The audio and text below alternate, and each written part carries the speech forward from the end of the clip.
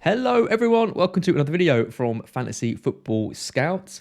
Sonaldo, I'm joined with today. And Andy, you have the honour because you are the final guest of the Team Reveal series of pre-season. It's back to normal content from next week, burning questions and all of that kind of stuff. How are you feeling? How's your drive? You've been off all summer. You've been taking it nice and easy. It's good to have you back.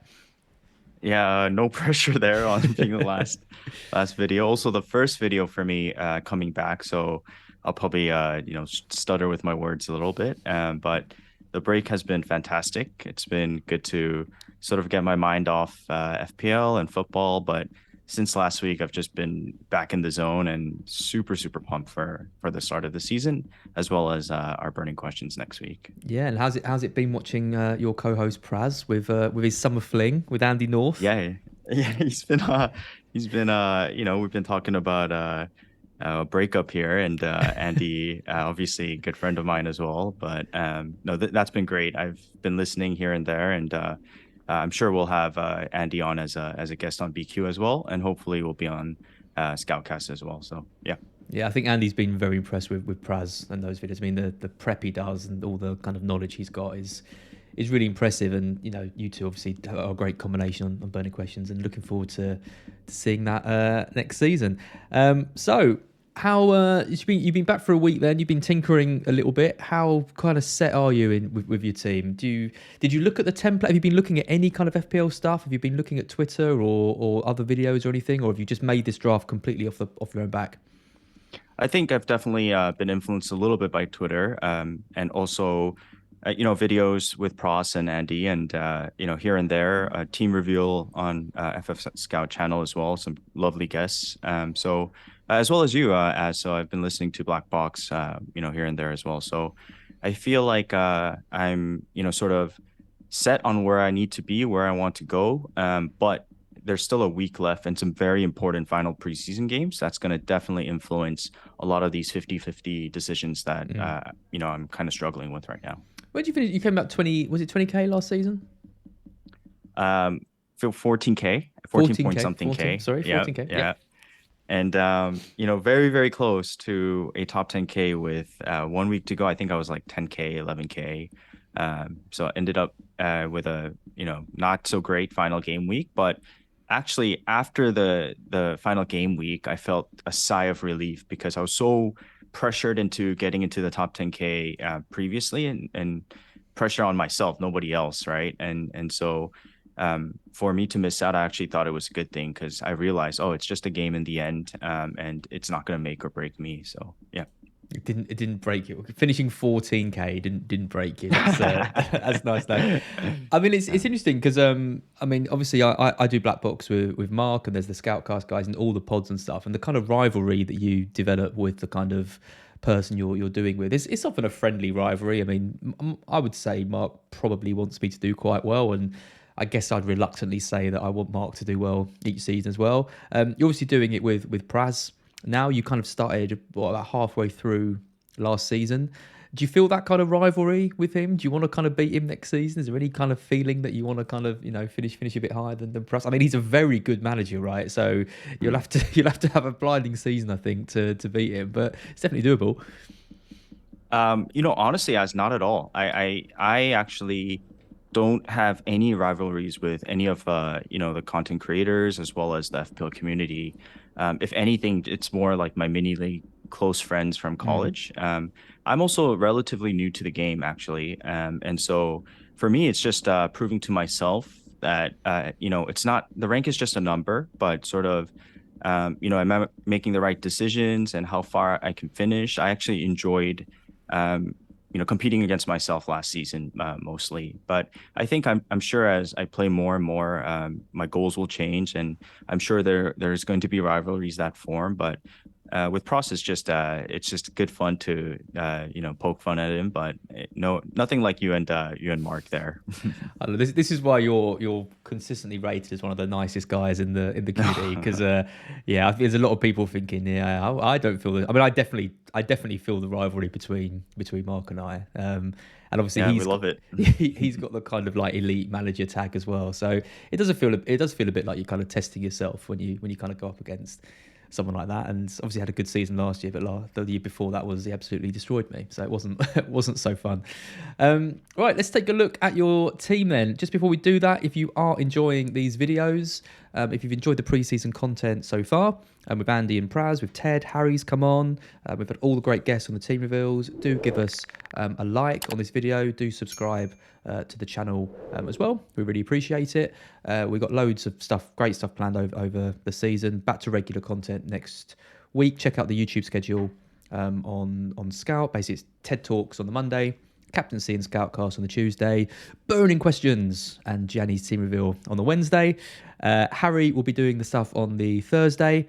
Friday we have the Q&A and the team news. We've got some weekend stuff planned as well. David Monday is coming back to do a Sunday evening stream as well, and there's some talks about a Saturday night stream as well. So yeah, loads and loads of great stuff. So make sure you are subscribed to the channel and that you like all the videos, because it helps us move up the rankings. It helps bring in more ad revenue. It helps us bring in more pro pundits, do more videos, all that kind of stuff. So it does all kind of really help.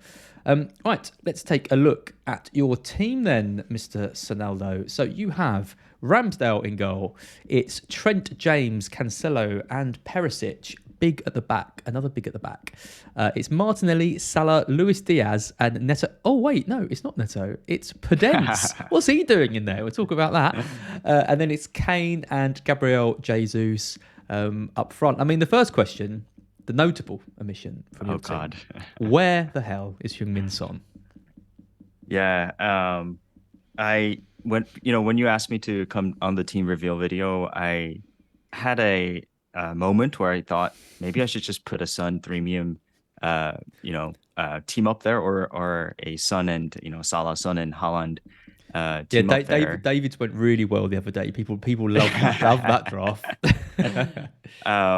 But I think that one of the things that I learned in the season last year is that you need to be as objective as possible. Try to eliminate all biases and really think, change how you view football as a fan and how you want to play FPL.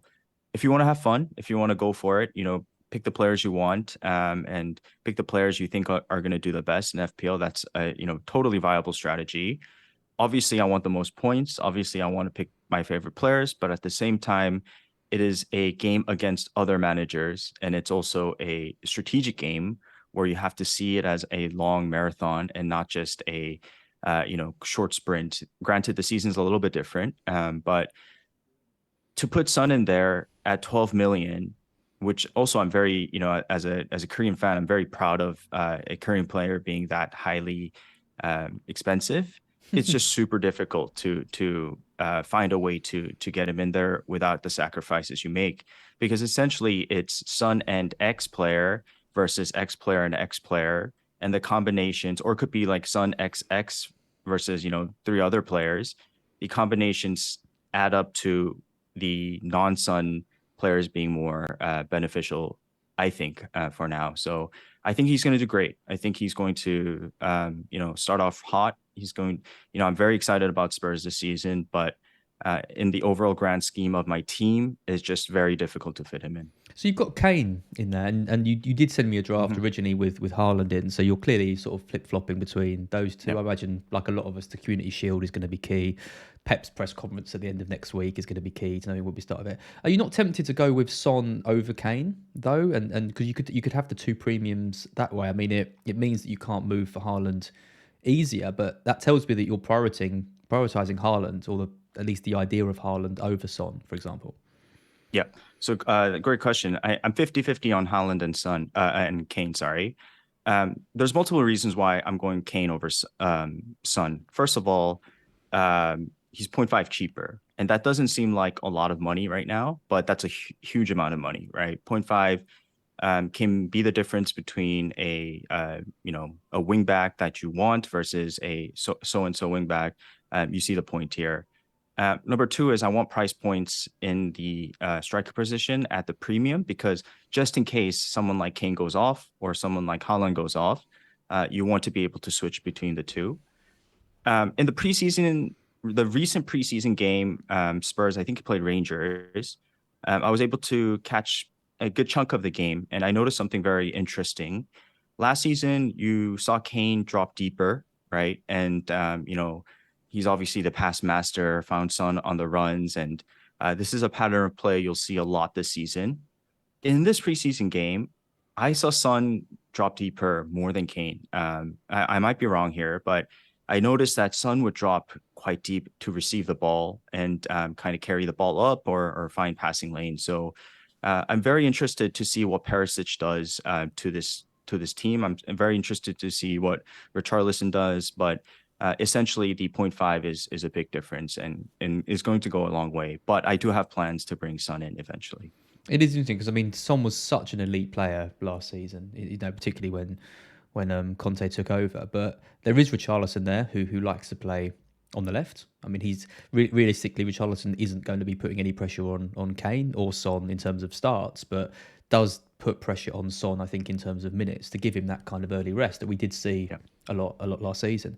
Perisic coming in is interesting, and we can talk about Perisic because he's in your side. I mean, the worries are with him is his minutes. It's when does he get subbed off? But there's no doubt that he's so many leagues above Sessegnon in terms of quality and ability. And, he's played in European games. He's played under Conte before. He's such an attacking, direct wing back that Conte likes. So I don't think there's any doubt that Perisic is first choice. Is there any worries about the kind of minutes there, though? Neil, for example, is trying his best to put me off him. But Yeah. I'm seeing him creep into a couple of teams now. And he's even crept into my draft that I've got at the moment. Again, preseason minutes are a bit of a worry, but I do like, if he starts, I really like him. Yeah. So I think with Perisic, he is one of the first guys on my team. And that's a bold statement. This final preseason game is going to tell me a lot whether I'm going to, go for him or not go for him. Let's say he gets a start, plays 60 plus minutes. I think I'll go for him for sure. For me, Perisic is a different class to all the wing backs Yeah. at Spurs.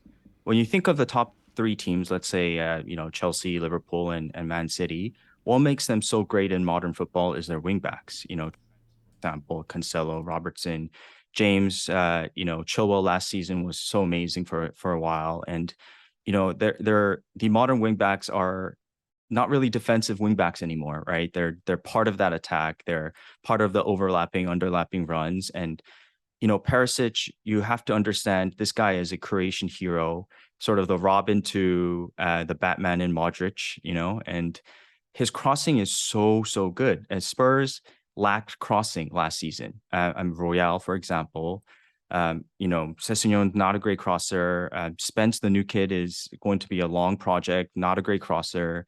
Doherty also is good, but not the best crosser. Perisic is the absolute key to a Conte system. Plus, he's so good both feet. He crosses so much with his left foot as well. And then he does those Cancelo like right outside foot crosses that curve into the box, so very deadly there.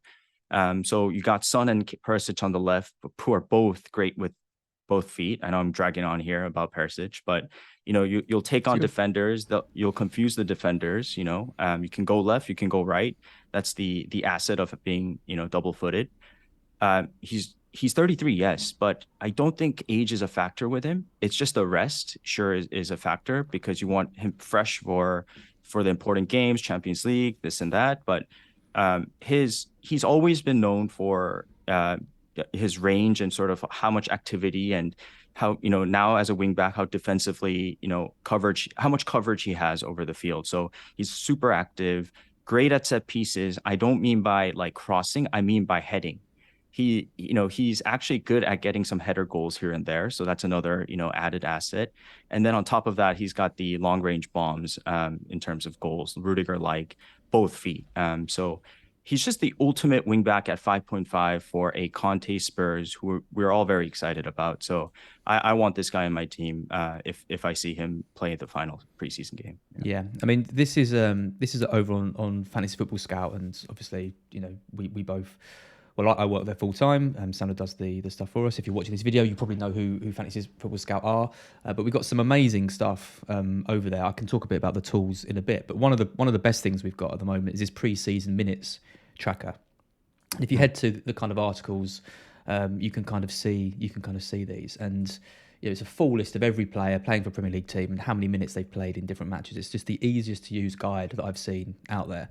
And what I'm looking for here is I'm looking at Perisic, because I think Perisic he's one of those players who I think doesn't need a lot of minutes to get back to full fitness. And Conte's spoken about his natural kind of fitness, but you still want him to have played some minutes in pre-season. So just looking down this list, I mean, you've got Ryan Sessegnon here, who's his biggest kind of rival. Sessegnon has played 45 minutes in the first pre-season friendly, then 45 again in the second, and then 60 minutes in the third.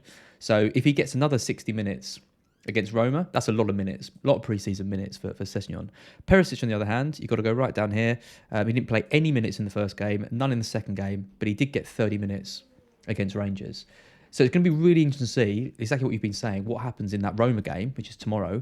Because if Perisic starts that game and gets 45 to 60 minutes, you've got to think he's going to start that first match against Southampton. Yeah, for me, for sure. And it's that Southampton home game that entices me. I don't read too much into the Sessegnon minutes. I've been tracking every Spurs game so far. And, preseason is one of those times where the young kids, guys who are trying to break into the starting 11 Sessegnon is definitely in Conte's mind, but he's just giving him more minutes to gel. But you saw in that 20-30 minute cameo the golf in class between Perisic and Sessegnon. It's just a different tier of a player. So if Perisic gets the start and gets some minutes in that preseason game, I'm very confident he starts Southampton. Yep, I agree with that as well.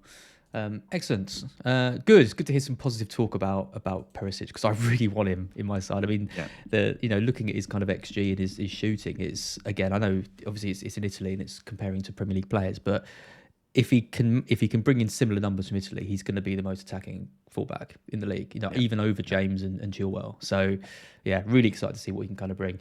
Right, let's talk about Podence then. Oh God, what is he doing there, Andy? You've gone against the template. You've gone against Neto. Podence is in. What's the thinking? so we're just skipping to the tough ones. We're straight in. Yep. Another 50-50. I think they both have 3 goals, 1 assist in preseason, so they're both very viable assets. And obviously you want the three players from each of the best teams. Essentially, preseason we know nothing is kind of the theme, right? And so because of that, what can you base it on? You base it on fixtures, and you base it on trying to get the best players from the best teams.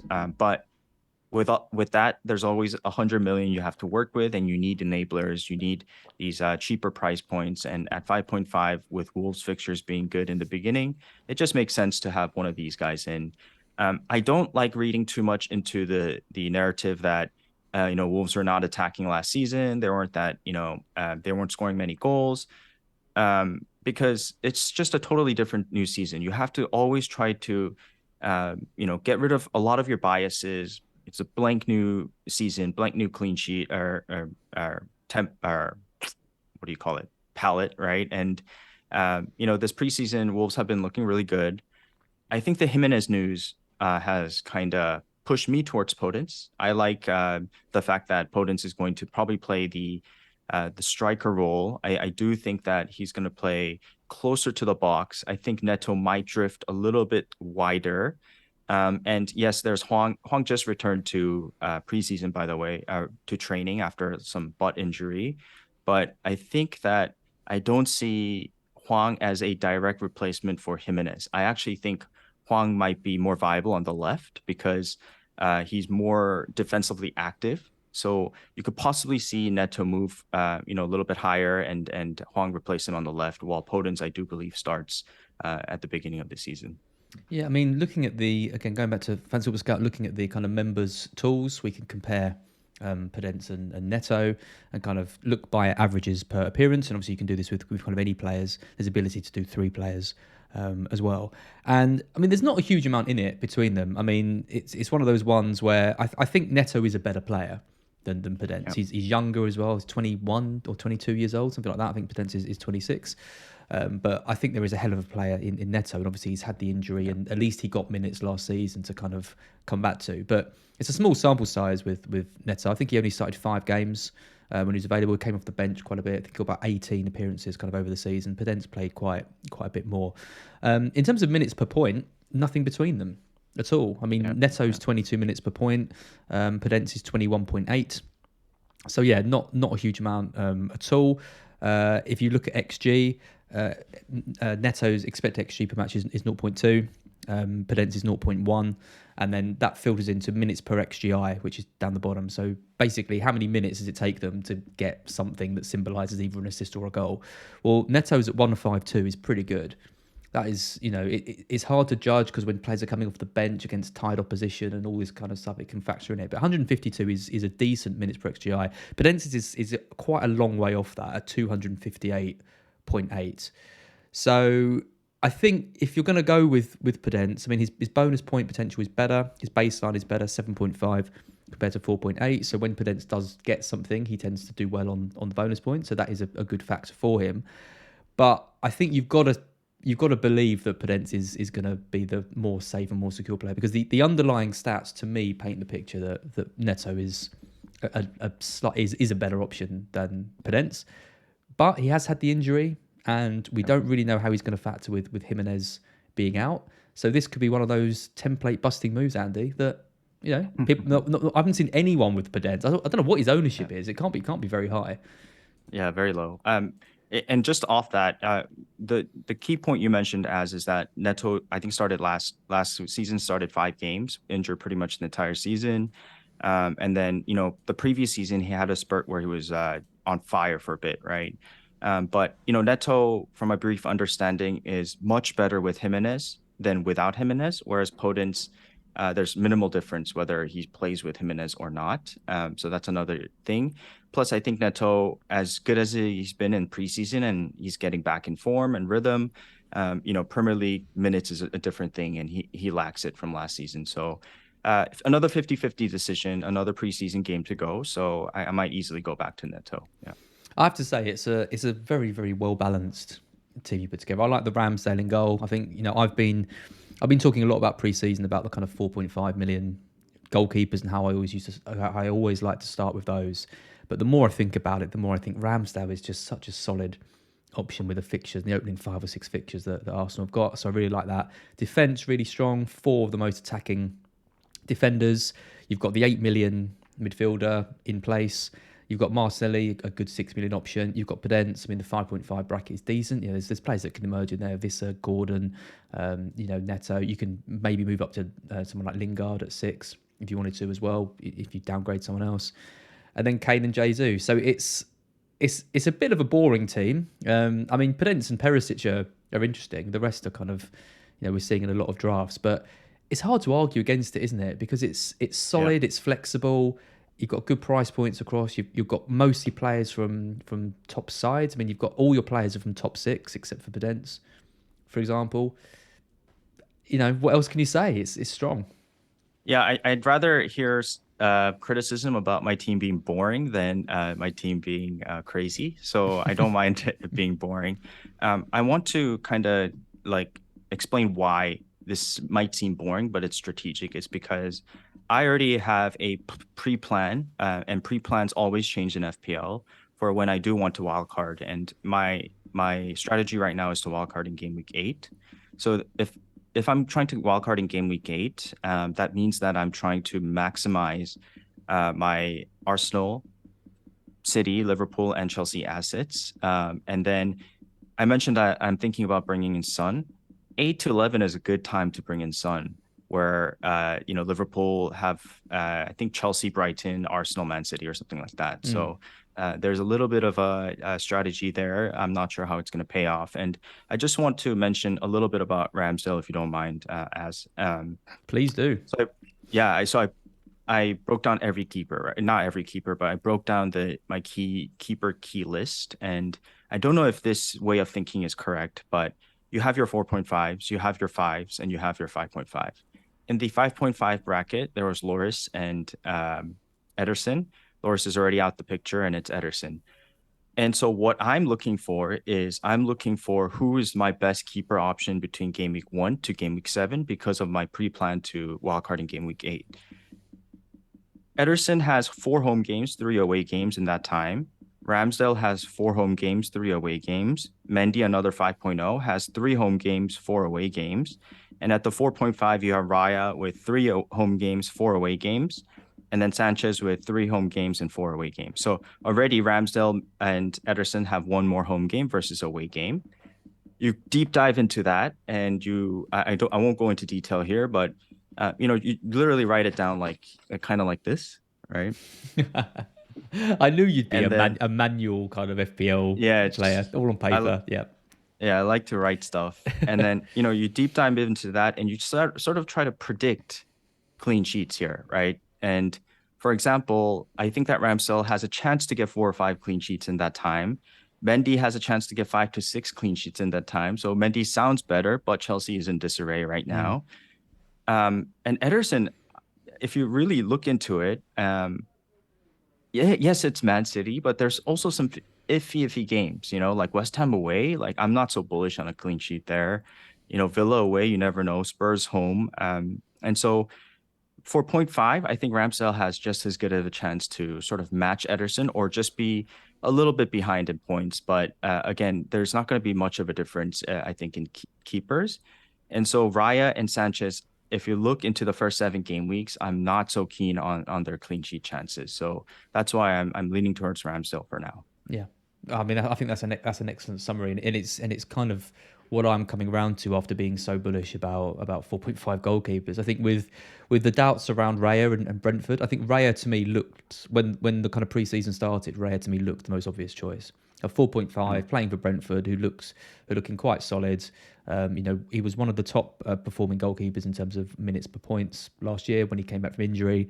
But I think losing Ericsson, defensive problems that they've had, defensive injuries they've had pre-season. They've had a rough pre-season as well in terms of results and performances. And now they've signed this new goalkeeper who, by all accounts is absolutely excellent. So I think it all these things together just pushes Raya away from my thinking. When I'm looking at the other 4.5s, I mean, you're looking at Pickford. I don't trust Everton at all. Melier, I don't trust Leeds at all after losing Phillips.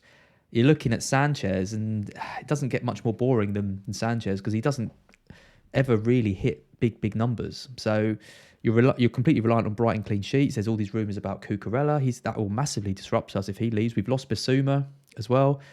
Yeah. And so I agree. I think paying that 0.5 and getting Ramsdale or Sarr is the way to go. Edison's a bit too expensive for me, but one of the 5 million goalkeepers is probably the play. So yep. Yeah, so as just on the Raya note there, the new keeper Strakosha, I hope I'm pronouncing it right, is sort of a longer term keeper for Brentford from what I've read so far. He's an excellent keeper. He could rival and definitely start, but I think it is Raya's place to lose. And if you remember last season, when Raya went down with his injury, that's when Brentford's defense kind of started to collapse. The reason being is he's very good with his feet, and Brentford like to build up from the back with the keeper being able to sort of have the ball, spread the ball out to his defenders or even to his mids. So I think it is Raya's place to lose. But as you mentioned, first game Leicester away. I don't know about that clean sheet. Home to United. It is a home game, but it is United. Away Fulham, maybe it's a clean sheet, but Fulham is coming up and they've got Mitrovic, and Fulham I think is going to play lead style football where they're just going to be kind of attacking and yeah, we'll take the goals but we'll attack. Hopefully that's the way they play. Everton home, yes, maybe clean sheet there. Crystal Palace away, I'm not sure about that at all. Crystal Palace being so good away at home, and then Leeds, Southampton. So it's just like not giving me confidence that he's going to get much clean sheets there. Yeah, I think Strakosha is a really interesting one as well for Raya because Ray is so important to the way Brentford play. I mean, in the season when Brentford got promoted, he made 300 more passes than any other goalkeeper in the Championship, for example. And it wasn't just the defence that suffered when he left. It was also he's so crucial to their general build-up play. And so I think they had to move for a kind of a sweeper keeper backup because they realised if they lose Raya, they lose such a key part of their squad. And obviously any team in the Premiership is going to be affected when their first choice keeper loses out, but a lot of them have good, able deputies. But the fact was, last year they didn't have anyone that could play with the ball at his feet as well as Raya did. So they've addressed that. I agree with you. I don't think he comes in as first choice, but when you've got two quality goalkeepers like that, a couple of mistakes for Raya in a side in which they're already struggling pre-season defensively, and he could be out the door. It's just too big a risk. You don't want to be making a goalkeeper transfer, and Brentford don't even look that good anyway. So why give yourself Yeah. that headache? Yep. Yeah. I Look totally at agree. that. Look at that. Goalkeepers. We talked about goalkeepers for 10 minutes. Anything else you want to add on your team? We've done half an hour, so that's probably a good place to stop. I mean, obviously, in lots of videos, we've talked about the likes of Diaz, Jesus, Martinelli. I guess James is just the final one that we can mention. You mentioned about Chelsea being in disarray. You've still kept faith in James. I mean, Tuchel's basically said we don't have the defenders to play five at the back, which is a little bit of a concern. Is he someone that you're thinking you might lose, or is he just nailed on still? I think he's more nailed on. I'm not. I agree. We should look into the Tuchel's comments, but at the same time, we shouldn't read too much into it because, they might start the season hot. You just never know, right? With these, top three, top four teams in the league. So, James is, yes, a defender, but he's part of that attack. The worry here is that if you look again in the first 7 game weeks, there's opportunities for him to play the right wing back role, which we so want in FPL. But at the same time, I think he has a couple games where he'll sort of play center back and have to mark guys like Son. So there's a little bit of positioning worry there. But at the same time, I'm very confident that James is just a superb option to have and one of those 18 pointers in his system. So I think he's pretty much nailed in my team. I don't think it matters what system Tuchel plays. I think James and Chilwell, those fullbacks, are going to be a constant threat. I mean, you've got the worries that he's going to drop back to centre back, especially if they're saying they haven't got in three kind of central defenders. That might see James there, but they haven't got a natural right wing back that can really do play there. It'll be a kind of a makeshift, player. I mean, Azpilicueta played there last season. Hudson-Odoi played there. They're nowhere near. They don't offer anywhere near as much as James offers in that spot. So, yeah, I think it'd be nice if Chelsea signed another centre back before the season starts. But I just think for 6 million, when you compare him to the mids and the forwards, you're getting Reece James, one of the most attacking defenders in the game. Chelsea have still got good fixtures. A lot of these, I do. I mean, I am worried about Tuchel's comments about Chelsea in general, but at the same time, he is trying to put pressure on the new owners to make more signings. So, you got to take it with a bit of a pinch of salt, I think. Yeah, I think actually the last thing, if you don't mind, is just my worry is the Kane versus Holland, because if I do go for Kane, that means that I only have one city, and I just don't like that at all. I want to have three city if possible at all times. The third one is a question mark, right? Where do you really go? Do you go for a defender and then a midfielder emerges? Do you go for a midfielder and then realize it's the wrong midfielder?